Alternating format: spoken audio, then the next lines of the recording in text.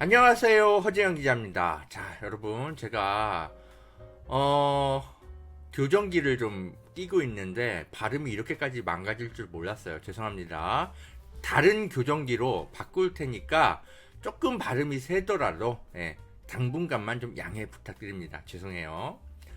자, 허재영 기자가 요즘 좀 많이 바빠요. 네, 이런저런 취재로. 네, 어, 콘텐츠를 좀 많이 못 올려드리더라도 여러분 양해 말씀 부탁드리고요. 요즘 허재현 TV 그 정기 구독자, 후원 구독자가 조금씩 빠지고 있어요. 제가 방송을 많이 못해서 그런가 봐요. 하지만 여러분, 제가 여러분이 모아주시는 소중한 활동비로 누구랑 같이 취재하고 있다? 열린공간TV랑 열혈 취재를 하고 있다. 그러니까 여러분, 저 열린공간TV에서 뭐 활동비 받는 거 하나도 없습니다. 네. 다 여러분이 허지연TV랑 리포액트에서 모아주시는 돈으로 돌아다니는 거예요. 근데 정작 제 활동비가 줄어들면 어떻게? 그러니까 열린공간TV의 콘텐츠 제작하는 비용이다라고 생각하시면 될 것 같고요. 네, 허지연TV와 리포액트도 꾸준히 눈에 잘 안 띄더라도 사랑해 주십사 부탁 좀 드릴게요. 어디로? 여기로. 감사합니다.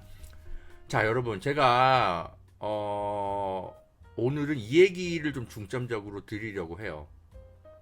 박준영 변호사, 재심 전문 변호사로 아주 선하고 착한 분으로 알려져 있죠. 그리고 여러분 뭐 잘은 모르셨을 텐데 이분을 세상에 끄집어내서 이렇게 좋은 변호사가 있어요. 세상 여러분 좀 알아주세요라고 처음 이야기를 시작한 게 바로 저였습니다.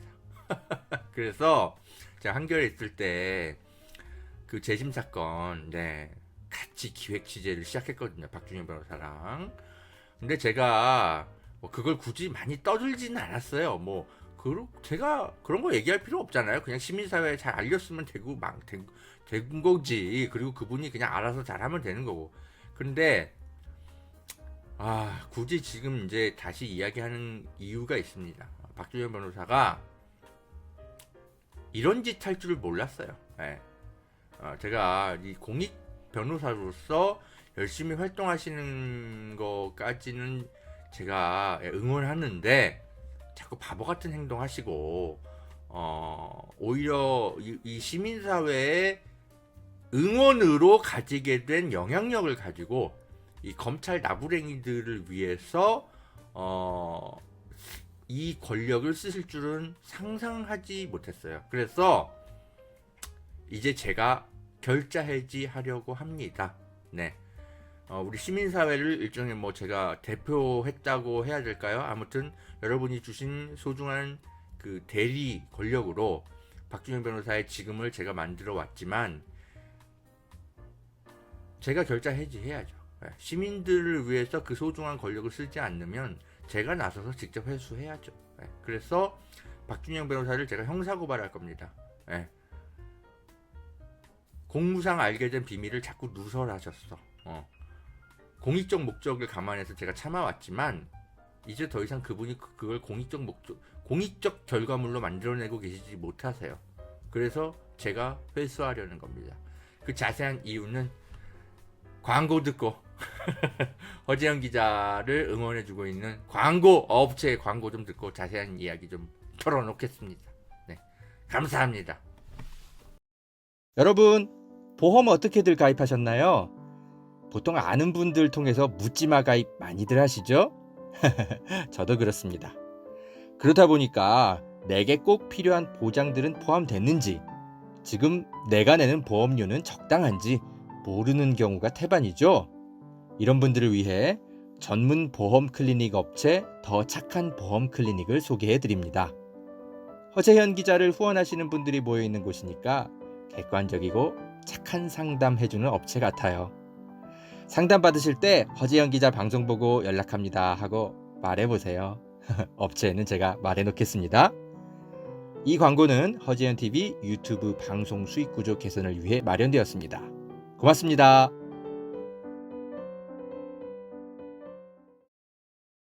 여러분, 산삼도 이제 저렴하게 드실 수 있는 시대라는 것 아셨나요?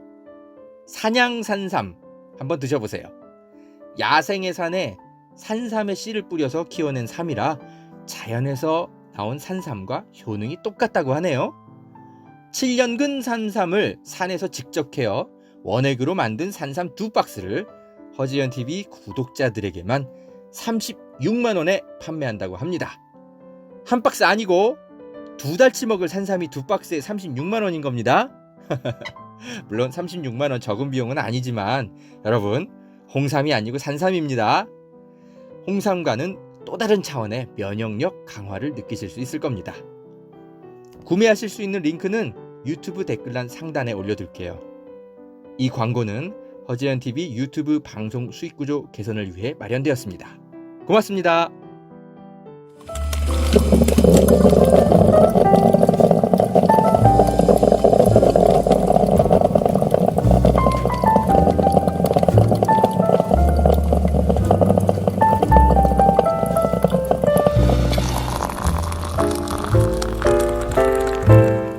네, 안녕하세요. 허지영 기자입니다.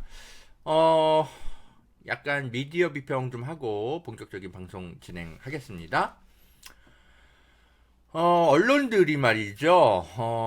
몇몇 이제 개별 학생들이 검찰 개혁 법안에 대해서 반대 글 하나만 써도 대서특필해주고 있습니다. 예.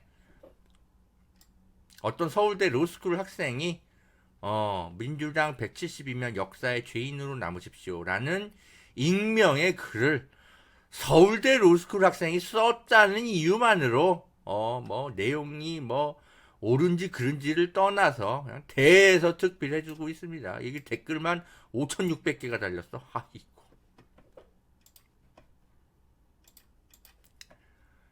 또 얼마 전에 또 무슨 카이스트 학생이 변협 토론회에 나와서 검수완박 반대, 동아리보다 못한 국회 의결 이렇게 발언한 걸 하나 가지고 또 대서특필 해줬습니다.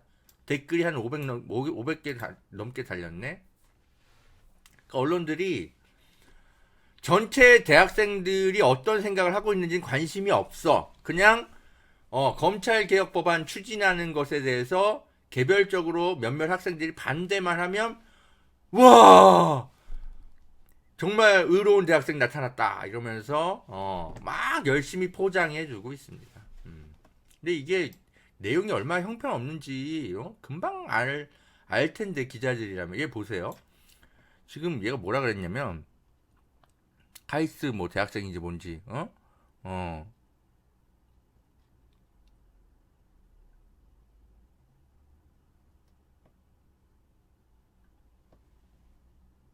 뭐 한 10 라면 끓이는 뭐 17분 어쩌고저쩌고 뭐 이런 내용이 있었는데 어디 갔어? 빠졌나? 아 여기 있다. 뭐 대학교 동아리 정모해도 20분은 소요가 된다. 근데 국회에서 안건조정위원회 자리를 17분 만에 라면 하나 끓여 먹을 시간에 통과시키니 정상적인 축소 심사와 토론이라고 할 수 있겠냐? 아이고. 학생 원래 법안 심사가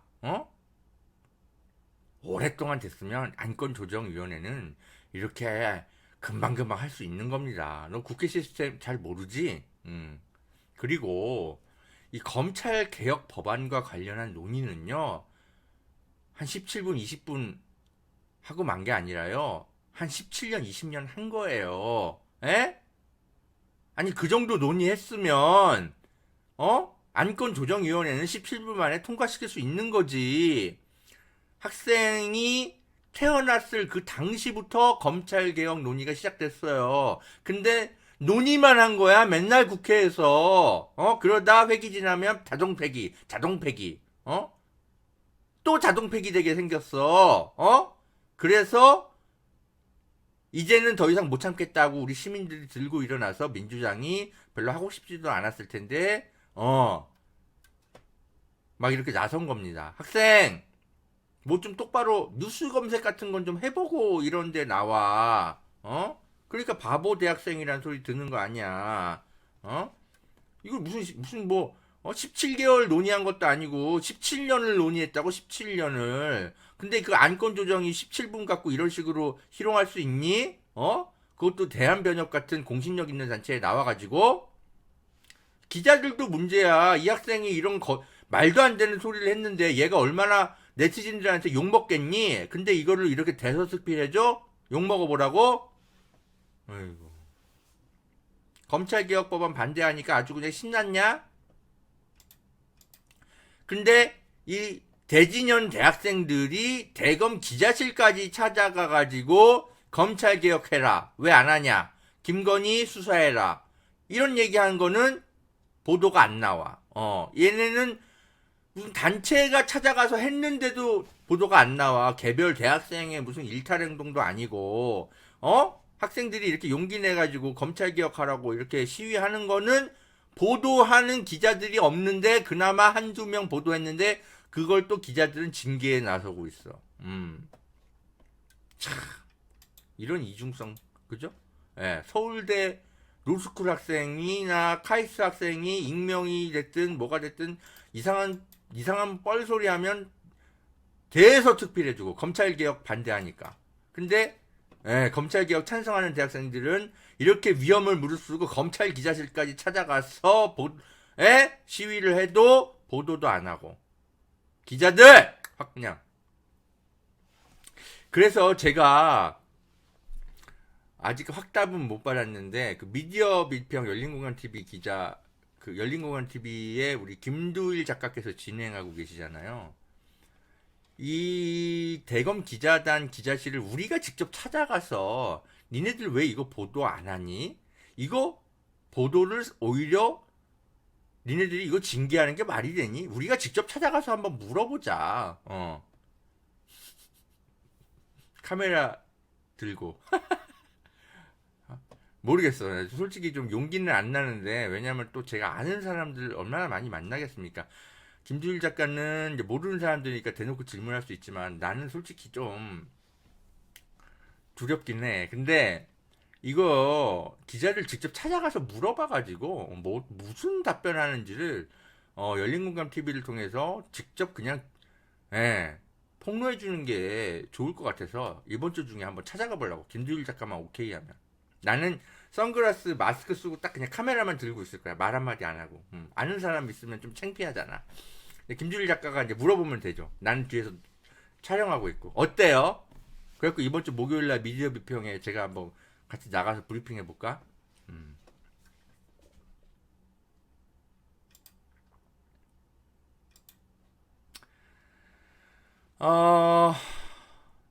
여러분, 안철수 인수위 위원장이 이런 이야기를 했습니다. 소상공인들이 지원금으로 소고기를 사 먹고 있다. 그러니까 여유가 좀 있는 소상공인이 있고 진짜 더 어려운 소상공인이 있는데 우리가 재난지원금을 차등 지급하겠다. 이렇게 100만 원씩 일괄적으로 지급하겠다라고 윤석열이 공약처럼 그죠? 밝혔는데 이제 말이 다 뒤바뀌고 있어. 그런데 그거에 대한 변명거리로 얘기하다가 우리가 좀 살펴봤더니요, 좀 여유가 되시는 소상공인들은 그 지원금으로 소고기를 사 먹고 그러시더라고요. 이런 얘기를 해서 여론의 문매를 맞고 있습니다. 소고기 좀 사 먹으면 안 됩니까? 그거 먹고 좀 더 열심히 일하겠다는데 소상공인들이 평소에 얼마나 돈이 없었으면 소고기 한 번 안 사 먹었겠냐? 안철수 씨, 넌 네 돈으로 소고기 안 사 먹으니까 그 아픔을 모르지. 저도 소고기 먹어본 지가 지금 몇 개월인지 몰라. 한우에 한정했어. 당연히 미국산 뭐 소고기 같은 거 사 먹도 싸니까. 한우 소고기 사 먹어본 지가 기억도 잘 안 나. 아주 비싸갖고. 왜? 좀 사 먹으면 안 되냐? 어휴. 그나마 재난지원금 와가지고 그나마 소고기 좀 한번 사 먹어볼 용기를 냈는데 그걸 갖고 뭐라고 해? 그냥 네 돈이야? 우리 돈이지? 그 재난지원금은 우리가 국가에 맡겨놓은 돈을 그죠? 다시 되찾는 거잖아요. 우리가 지금 굉장히 어렵게 보내고 있으니까 왜 한우 소고기 같은 거는 맨날 국회의원들만 사 처먹어야 되는 건데, 응? 우리도 좀 한번 사 먹어보자, 이번 기회에 용기 내서. 근데 이거 우리한테 주는 돈도 아니야. 상인들한테만 주는 돈이라고요. 어? 상인들은 아유, 소고기 좀 사 먹으면 안 되니? 확 그냥. 자, 오늘 그 대장동 재판 관련해서 조선일보에서 또 이상한 기사를 썼고, 포털 사이트에 대문짝만하게 걸려서 댓글이 한 3천 몇 개 달려있길래 제가 이거 좀 급하게 가져와 봤어요. 지금 이제 그 정영학 회계사 녹취록이 공개가 재판정에서 돼서, 기자들이 또 취사 선택해가지고, 자기들에게 이로운 부분만 확대해서 보도를 할 것 같아요. 지금 벌써 그러고 있는데, 보세요. 남욱 변호사가 대장동 유동규, 이재명, 최윤길이 각본 짜서 진행했다라는 말을 따가지고 조선일보에서 보도했습니다. 그러니까 마치 이재명이 대장동 그 비리의 몸통인 것처럼 딱 보이잖아. 근데 저도 또 깜짝 놀라가지고 기사를 가만히 봤어. 보니까 언제적 발언이다? 2012년 발언이다. 2012년이면 언제? 대장동 개발 방식을 설계할 때. 이재명 씨가 이거 제가 설계한 거 맞고요. 라고 인정했잖아. 대장동 비리의 핵심은 뭐다? 대장동 설계 방식이 아니라 대장동 수익금을 어떤 인간들이 빼돌려가지고 지들끼리 나눠먹기 했는가. 그게 핵심인 겁니다, 여러분. 아니, 이재명은 자기가 민관 합동 개발하고 어쩌고 그래서, 그래, 민간 너희들도 최대한 수익을 가져가되, 어쨌든 성남시가 5천억 이상은 고정적으로 확보해야 되겠어. 이거 설계한 게 이재명 씨 맞다고, 어쩌라고, 그걸 그냥 각본이라고 얘네들끼리 이야기한 거 아니야. 응? 그걸 갖고 이런 식으로 보도를 하고 있습니다. 여러분, 언제적 대화다? 2012년 9월달 대화입니다. 그래서 남욱 변호사가 자기들끼리 얘기한 거예요. 성남시 내부적으로 민관 결합 개발 안 되는 것으로 결론이 나서 이재명 시장이 이 멍청한 공무원 새끼들 때문에 뻘짓했다. 이렇게 얘기를 했다. 이게 뭐? 이게 뭐? 그래서 이재명이 돈 받았다라는 증거가 어디 있어? 응? 이재명이 돈 받았다라는 녹취록은 2018년 이후의 대화가 중요한 겁니다. 그 녹취록 갖고 와, 조선일보. 거기에 그거 나오잖아. 윤석열과 무슨 관계인지. 대장동 녹취록 분명히 그거 또 틀 건데 그거 보도 안 하기만 해봐, 조선일보 너네. 똑같은 녹취록 보도인데 동아일보는 그나마 조금 건조하게 썼어. 그냥 정영학 녹취록 속에 전방위 로비 정황, 곽상도 이야기, 정영학한테 왜 너 거짓말하냐 이렇게 호통쳤다. 이 정도는 봐줄 수 있지. 전방위 로비한 것 같으니까. 정영학 녹취록 속에, 그죠? 시의회부터 포함해서 온갖 나쁜 인간들 다 이 대장동 일당이 로비한 것 같아, 실제로. 그런 거는 제대로 보도해야지. 그러니까 똑같은 대장동 녹취록 공개 현장인데 동아일보는 이렇게 보도를 하는데, 그러니까 조선일보가 더 악질인 거죠. 2012년에 자기들끼리 대화한 것 같고, 마치 이재명이 돈 받은 것처럼. 이것들아. 근데 이런 것들을 이제 언론들이 제대로 분석해서 설명해 주지 않으면 사람들은 이 제목만 딱 보고 뭐야, 드디어 이재명의 실체가 드러나는 거야? 뭐 이렇게 깜짝 놀라고도 있을 것 같아. 응? 또 보수 유튜버들, 할머니 할아버지들 대상으로 얼마나 또 시끄럽게 떠들고 있을까. 아이고 참.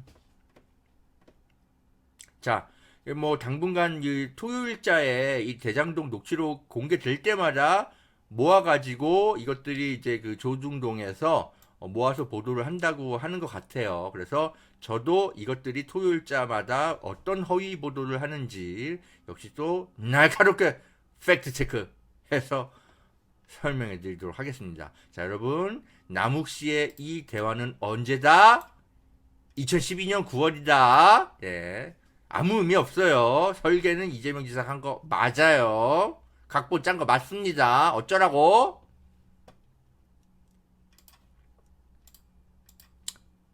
자, 오늘의 제가 진짜 하고 싶은 이야기, 박준영 변호사 이야기입니다. 자, 한겨레에서 박준영 변호사를 인물로 이제 조명을 열심히 해줬죠. 예. 왜? 재심 사건. 굉장히 좋은 사건 변호했잖아요. 예. 한겨레가 열심히 보도했었고, 그 당시에 노숙소녀 사건, 그거 이제 조작된 거, 그리고 그 약촌 오거리 사건, 그거 조작된 거, 그리고 탈북자 홍강철 씨 간첩 조작 사건, 그거 모두 박준영 변호사가 모두 다 밝혀낸 사건입니다. 자, 그거를 다 누가 취재했다? 허재현 기자가 취재했다. 예. 잘 모르셨을 거예요. 예, 제가 뭐 굳이 뭐, 예, 제가 뭐 간첩 조작 사건, 뭐 무슨 조작 사건 제가 뭐 한두 개 발굴했습니까? 그래서 제가 뭐 굳이 이거 다 제가 취재한 거예요. 제가 뭐 설명할 이유가 없잖아. 예, 그냥 사명감 갖고 취재한 건데. 근데 박준영 변호사 이제 이야기를 꺼내려다 보니까 어쩔 수 없이 이제 제 이야기를 하는 겁니다. 여러분 오해하지 마세요. 이 박준영 변호사를 한겨레에서 이렇게 열심히 조명한 게 이제 저 때문입니다. 제가 열심히 한겨레에 소개해줬거든. 이런 훌륭한 변호사가 있다. 자, 이 약촌 오거리 살인 사건 엄청 대형 특종 보도였어요. 자, 이거 제가 뭐 이 박준영 변호사는 열심히 이제 현장 돌아다니면서 취재했던 기사예요. 이거 제가 취재한 거 잘 모르셨을 거예요. 뭐 기자들의 바이라인까지 세심하게 여러분이 다 기억하지는 않으시잖아요. 괜찮아요. 저 뭐 기억해 주실 필요 없습니다. 사건만 기억해 주시면 돼요. 근데 이 뭐 홍강철 씨 사건이에요. 이거는 이제 탈북자 홍강철 씨 간첩 조작 사건. 요것도 이제 박준영 변호사의 작품인데 이것도 역시 제가 썼던 기사이고. 홍강철 씨라고 이제 왈가왈북이란 이제 유튜브도 진행하시고, 예, 이분 억울하게 이제 간첩 누명 쓰셔갖고 유우성 씨처럼 고생 많이 한 분입니다. 예. 그러니까 이런 분을 제가 나만 알고 있기가 너무 아까운 거야. 그래서 제가 한겨레 이제 편집국장도 일부러 이제 연락을 해서 이분하고 이제 식사 같은 거 할 수 있도록 조명할 수 있도록 해서 식사 자리도 마련하고 박준영 변호사 데리고 와가지고 제가 다 연결시켜줘가지고 이분이 좀 사회적으로 선한 영향력을 좀 갖도록 제가 뒤에서 노력을 많이 했습니다. 박준영 변호사가 그래서 저한테 함부로 못하는 거야.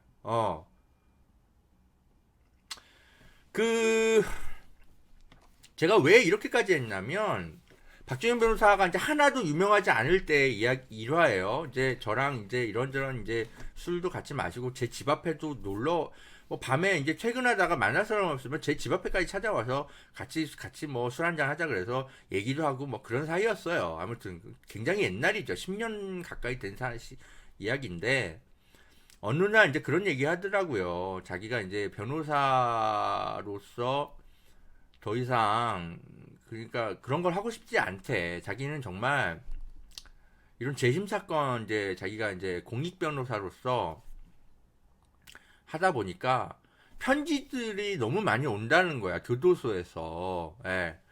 도와달라고. 교도관도 편지가 온대. 심지어 도와달라고. 예. 자기가 볼 때 진짜 조작된 것 같다고. 너무 많은 사연들이 접수가 되는데 너무너무 도와주고 싶다라는 거야.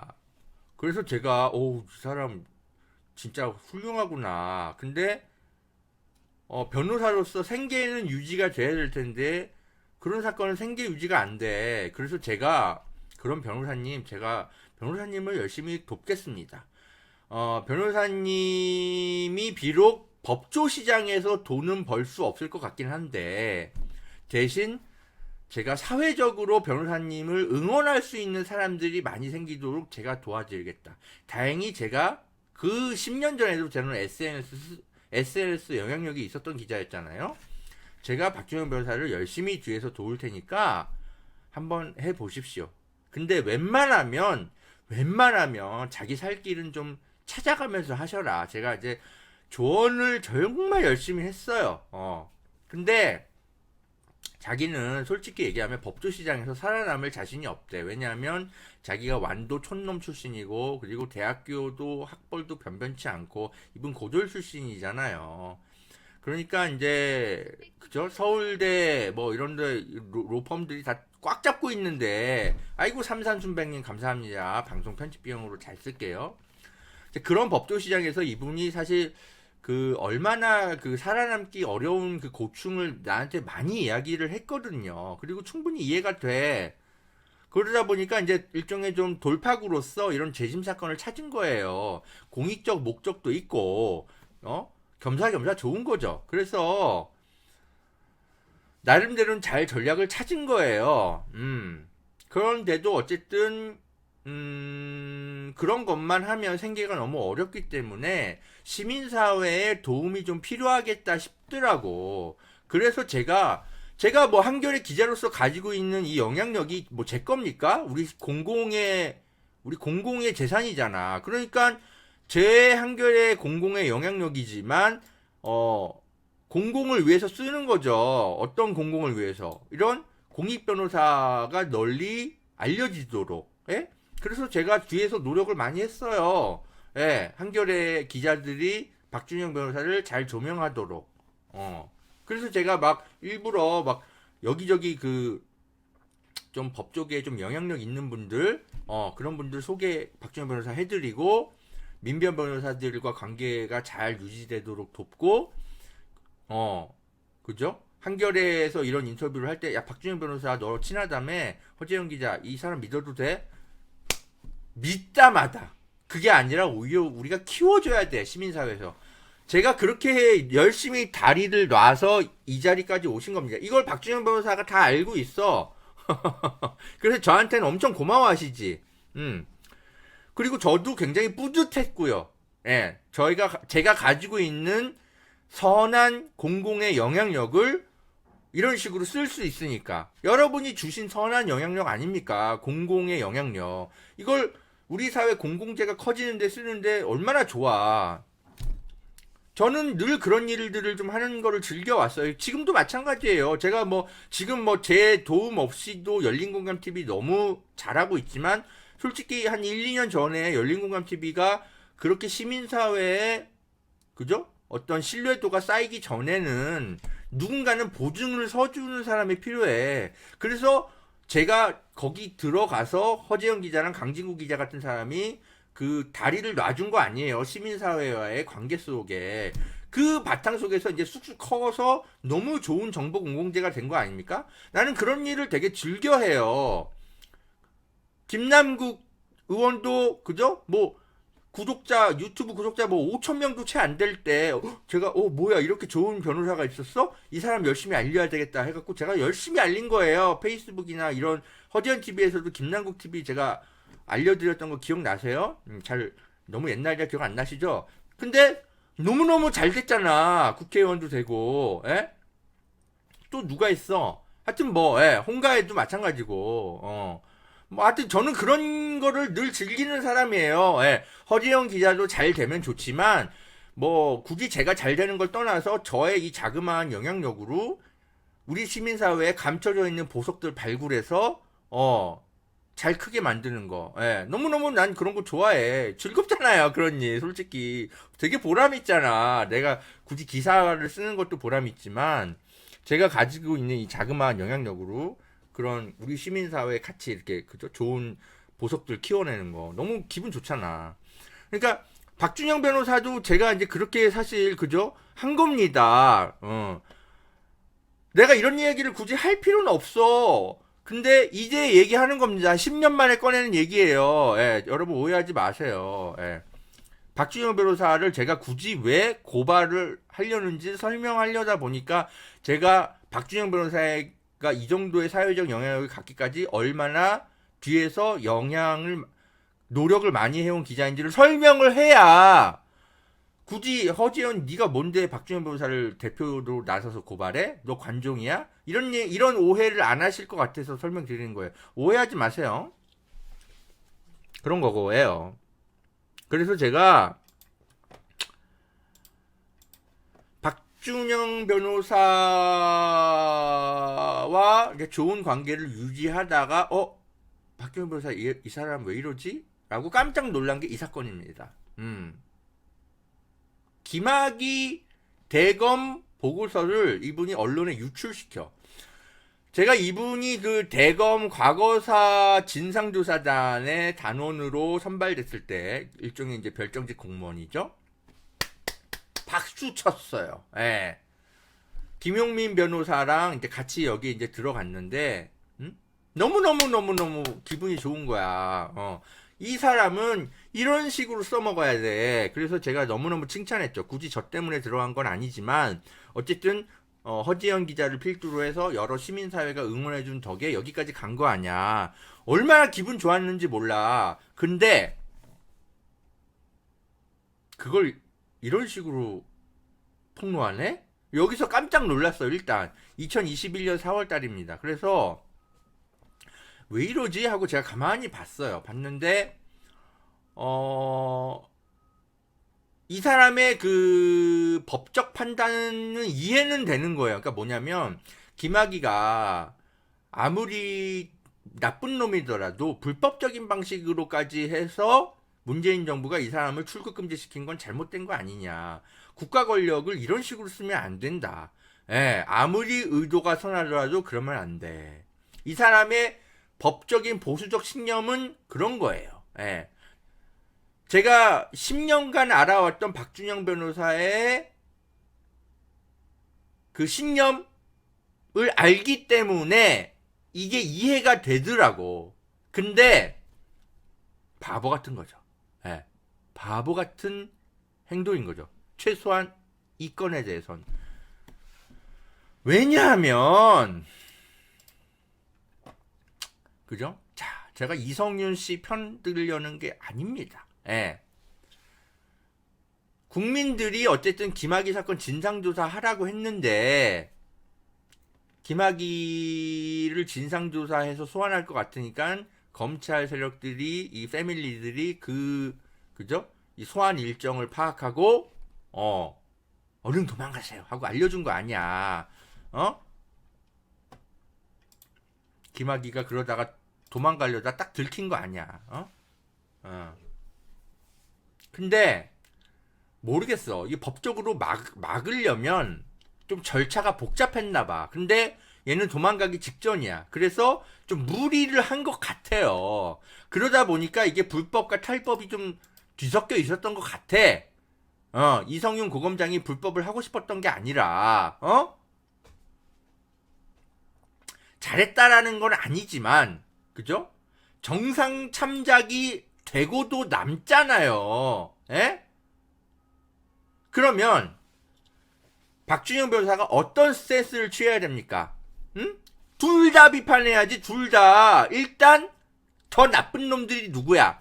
김학의가 수사받을 것 같으니까, 어떤 공익적 목적도 없이 그냥 자기들 검찰 패밀리 보호하려고 완전히 사적인 목적으로 그 수사 정보를 뒤로 빼돌려서 김학의 도피시키려고 했던 일당들이 있잖아. 전혀 공익적 목적과 상관없이.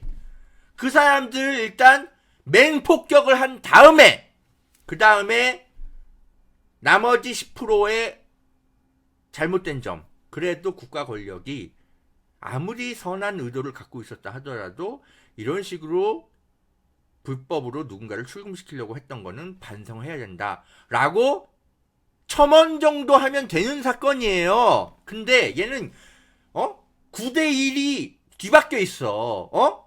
90%가 이 검찰 패밀리들이 김학의 해외 도피시키려는 게 그게 90% 잘못된 거고 10%가 이성윤 지검장이 이게 좀 약간 무리하고 뭐 그런 건데, 에? 이게 사건의 본질인 것처럼 박준영 변호사가 몰고 가는 거야. 언론을 통해서. 미친 거 아니냐고. 제정신이야? 그래서 제가 좀 알아봤어요. 도대체 이 사람 왜 이러나. 정확한 건 아닌데 이 대검 과거사 진상조사단에서 자꾸 이상한 소리를 하니까 따돌림 당하셨더라고. 그래서 악감정을 품으신 것 같아. 김용민 의원이랑 등등등등한테. 나를 이렇게 소외감을 느끼게 만들고 너희들만 잘 나가? 인간적인, 그죠? 옹졸한 질투심을 느끼신 것 같아요. 그래가지고 공익적 목적으로 포장하기도 딱 좋잖아. 지금 이거. 그래서 김용민 의원을 비롯하여 이성윤 지검장 등등등을 마치 문재인 정부를 사수하기 위해서 국가 권력을 남용한 사람들처럼 막 몰고 가고 계신 게 아닌가. 저는 그렇게 의심합니다. 박준영 변호사의 보수적 신념과도, 그죠? 법은 누구에게든, 그죠? 국가 권력이, 그죠? 남용해서는 안 된다. 이런 이제 보수적 신념과도 잘 맞았던 거죠. 그래가지고 이러고 계신 게 아닌가 싶어. 근데 박준영 변호사님, 대검 과거사 진상조사 단원 별정직 공무원으로서 언론에 김학의 보고서를 공개하시는 거 이거 불법입니다. 본인도 불법 행위를 하셨어요. 아무리 선한 의도를 갖고 계시다 하더라도 국가 공무원으로서 불법 행위하면 안 되잖아요. 그래서 이성윤 씨가 지금 재판받고 있잖아요. 그죠? 본인도 똑같은 겁니다.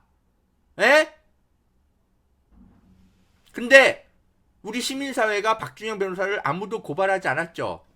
이 불법 행위에 대해서. 왜?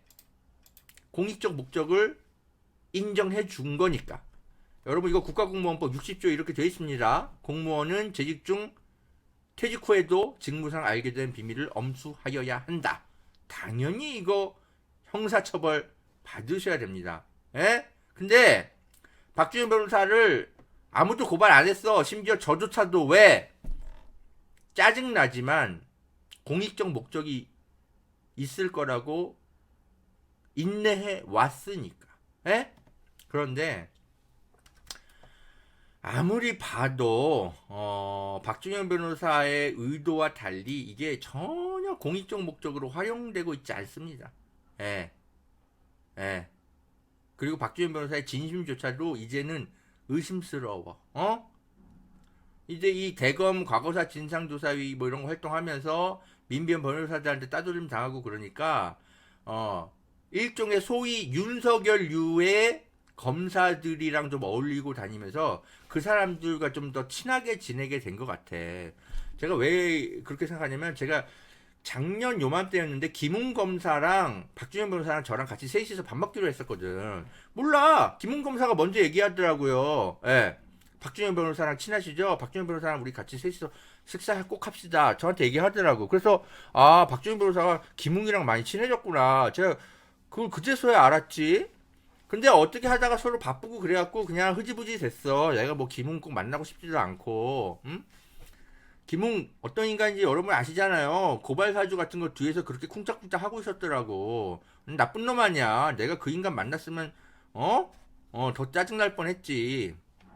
근데 아무튼 이 박준현 변호사가 이제 저런 인간들이랑 요즘 더 친하게 지내네. 근데 어쨌든 기자도 마찬가지고 변호사도 마찬가지고 보수적인 법조인, 보수적 신념을 가진 사람들과도 친하게 지낼 수 있는 겁니다. 당연히 그래야죠. 그래서 제가 그걸 이상하게 보진 않았어. 다만 이런 행동을 하는 이유가 조금씩 이해가 되기 시작하는 거죠. 네. 그래서 여러분 박준영 변호사가 뭐 변질 뭐 처음부터 이상한 사람이었고 변질된 거고 뭐 자기의 어떤 이해관계 때문에 이런 행동하고 뭐 그렇게까지 볼 건 아니에요. 그런데 제가 보기엔 그렇습니다. 이 사람 변호사로서의 능력은 뛰어나. 그런데 그 외에 어떤 검찰의 정책을 만들고 그죠? 어떤 정무적 판단을 하는 능력에 있어서는 훅 떨어지는 거야. 훅 떨어져. 여러분 변호 능력과 정무 능력은 다른 거예요. 예? 저는 변호사가 아니니까 저는 변호사의 능력은 빵점인 사람이죠. 근데 어떤 법률과 어떤 법과 정의 뭐라고 해야 될까? 법률 외에 정무적 판단 그런 거를 하는 거는 저는 박지원 변호사보다 훨씬 더 판단을 잘하는 기자인 거죠. 그죠? 예. 박지원 변호사는 그냥 변호사로서만 잘 하셨었어야 돼.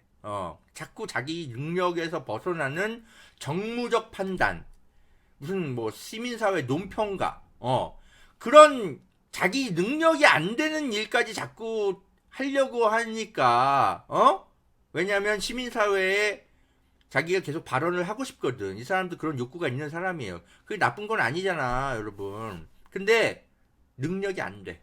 예. 그러니까 자꾸 이런 헛소리를 하는 거예요. 예. 난 이렇게 바보 같은 사람인지 몰랐어. 그래서 제가 이번 주에 박지원 변호사한테 전화를 했습니다. 전화를 했고, 내가 당신 이렇게까지 바보 같은 사람인지 몰랐다. 내가 당신한테 시민사회의 선한 공공의 영향력을 가져다 준 장본인이니까 내가 직접 회수하겠다. 라고 그냥 말했어요. 형사고발 할 테니까 처벌 받으시라고.